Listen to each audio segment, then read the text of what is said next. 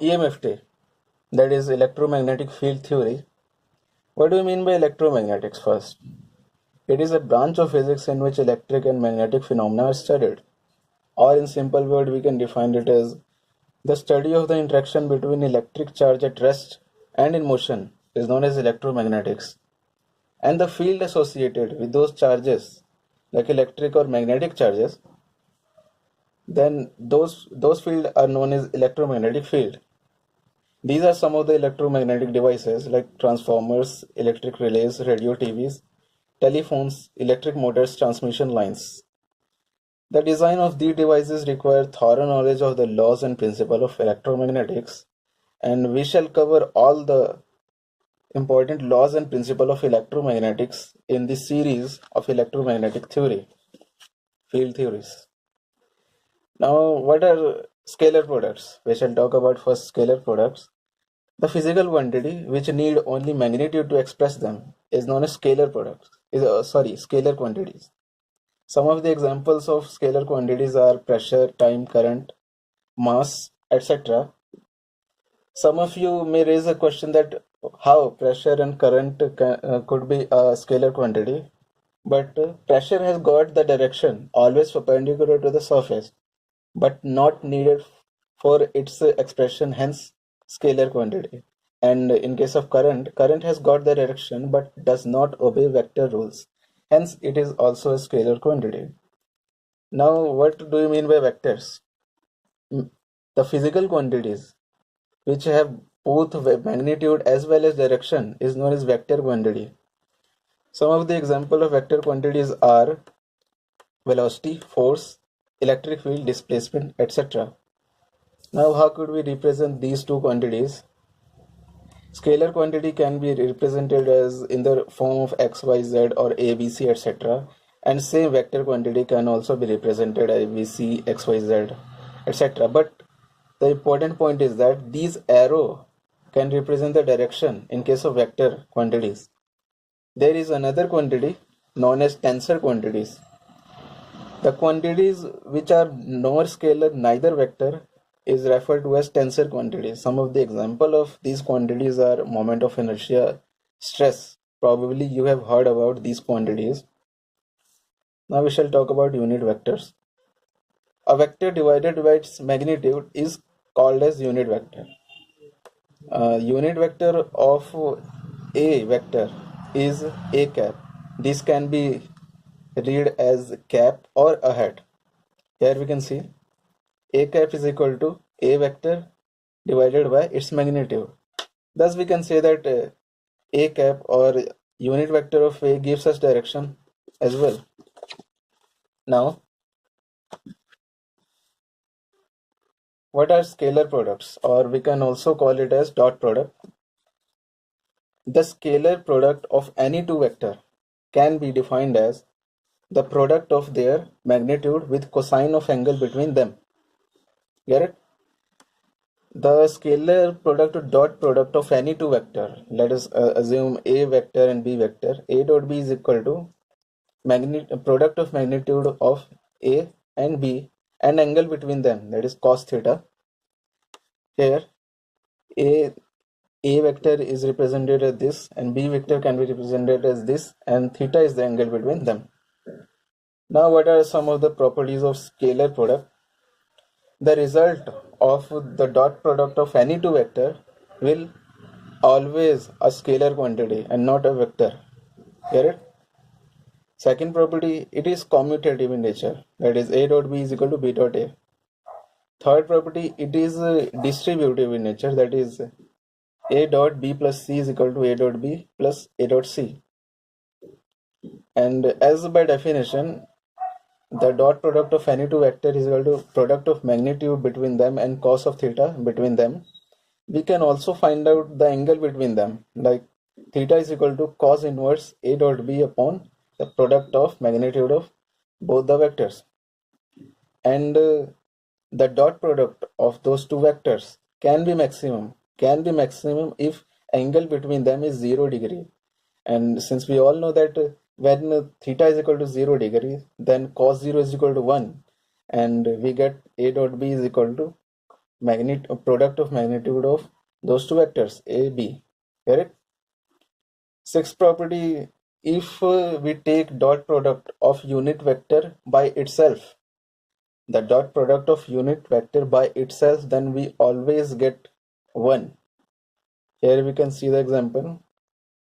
I cap dot I cap, j cap dot j cap, k cap dot k cap is equal to 1, and the dot product of the two different unit vector is always result in 0.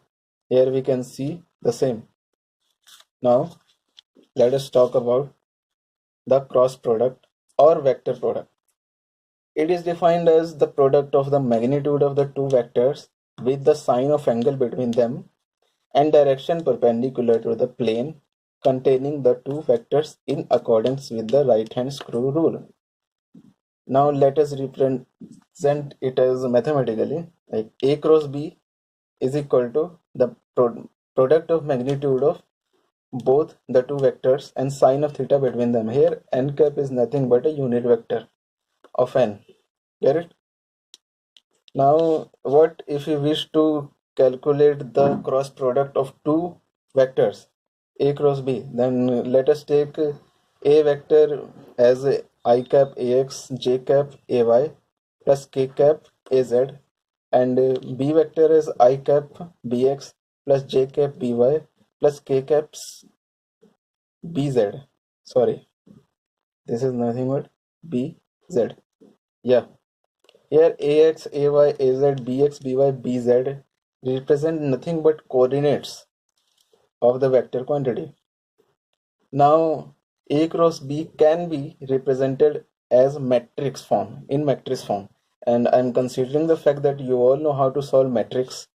Okay, now what are the properties of this cross product or vector product? Like scalar product, the cross product of any two vector is not commutative in nature. Get it? That is, A cross B is never equal to B cross A. Instead, A cross B is equal to minus of B cross A. A cross B is equal to minus of B cross A always. Like scalar product, the vector product is also distributive in nature. That is, A cross B plus C is equal to A cross B plus A cross C. Now, these are some of the other properties of cross product. If we cross product of two same unit vector, then it result in 0 always. As we have seen in case of scalar product, the dot product of same unit product, or we can say the dot product of unit product and the unit product itself is result in 1, but here like a scalar product, this is not the same. Here n cap cross n cap or I cap cross I cap, j cap cross k cap, j cap cross j cap or k cap cross k cap is equal to 0. And on the other hand, if we cross product the two different unit vector, then it results in third unit vector. Get it? Like I cap into j cap is equal to k cap, or j cap into k cap is equal to I cap. We can represent it in the form of triangle or in clockwise direction, like I cap into j cap always gives us k cap, or j cap into k cap always gives us I cap. But if we move in anti-clockwise direction, then I cap into k cap always result in minus of j cap, and j cap into I cap always result in minus of k cap. Now we shall do some of the laws of vector addition as well. First law is triangular law. Let us consider two vectors A and B represented as the two sides of a triangle, any triangle, two sides of triangle. Then their resultant will always be represented as the sum of the two vectors. Like resultant is equal to A plus B. In parallelogram law of vector addition, let us consider A vector and B vector as the two sides of parallelogram, and as we know, these two sides are also also parallel and these two sides are also parallel, then it can also be written as a vector. Get it? A vector. Then as when we compare this half with this half, then we can also say that this is a triangle and this is a resultant. Then resultant can also be represented as a plus b, as we have done previously. Now resultant of cross product is always a vector quantity. We shall confirm this by doing a small numerical. Here we have given a vector is equal to I cap plus j cap plus k cap and b vector is equal to 2i cap plus j cap plus 5k cap. Now we wish to find the cross product of the same. Get it? Now we have done previously or discussed previously that this can be represented in the form of in the matrix forms. Get it? So I cap, j cap, k cap, and putting the respective coordinates of the same, we get, and solving the matrix, we get the result as this.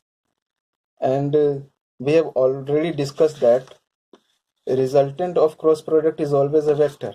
Now here we can see that the resultant of both the vector results in a vector quantity. Now we shall talk about Lami's theorem. In any triangle ABC with sides A, B, C, now consider it as the sides of triangle. This is as A, this is B, this is C, and these are the angles between the respective sides. This is alpha, beta, gamma.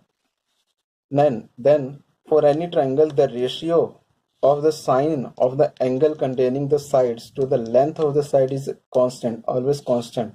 Sine of alpha, and these are the corresponding sides A, B, C. I can write it as A, B, C. Now sine of alpha upon A, sine of beta upon B, sine of gamma upon C is always result in a constant quantity. Now this is all for this lecture.